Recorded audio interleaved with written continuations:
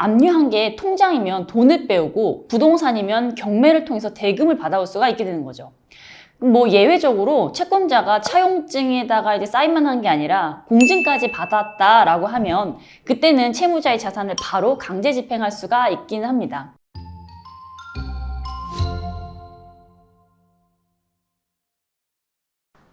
안녕하세요. 회생이 다비지의 이미지 변호사입니다. 제가 일반적인 민사소송 상담을 하면 그 압류와 가압류의 차이에 대해서 설명해 드리는 경우가 굉장히 많아요.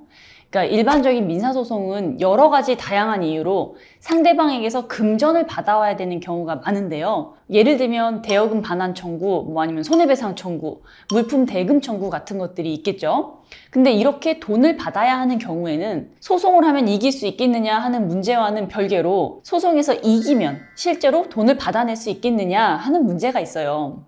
그래서 제가 맨날 하는 말이 실제로 돈을 받아낼 수 없으면, 그러니까 상대방에게 집행할 자산이 없으면 승소 판결문은 그냥 기분 좋은 종이장이 될 수 있다는 이런 말 자주 하거든요.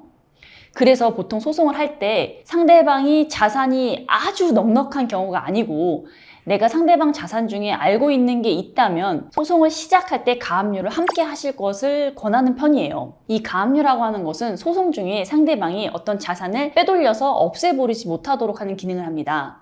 그래서 보통 소장을 받아보고 질 것 같다고 생각하거나 그렇지 않더라도 만약을 대비해서 내 명의 자산을 다른 사람 명의로 옮기는 경우가 많이 있기 때문에 그 승소 후에 바로 판결문상의 금액을 강제 집행할 수 있도록 준비를 하는 거죠.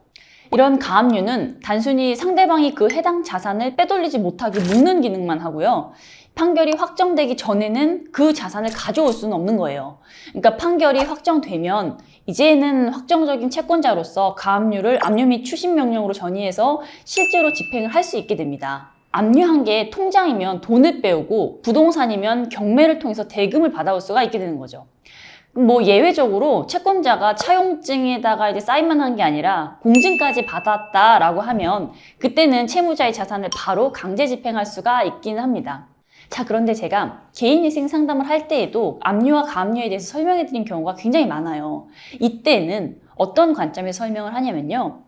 먼저 채무 중에 연체가 시작된 것이 있는지를 확인합니다. 뭐 다행히 아직 연체가 시작되지 않은 상태라면 최대한 빨리 개인회생이 신청을 해서 금지 명령을 먼저 받아야 채권자들이 압류, 가압류를 못한다, 이 말씀을 드리고요. 만약에 이미 연체가 진행돼서 압류, 가압류 절차가 시작된 경우라면 이제 개별적으로 그 각각 해당건에 대해서 중지 명령을 신청해서 그 압류 절차가 더 이상 진행되지 못하도록 막아야 한다, 이렇게 말씀을 드립니다.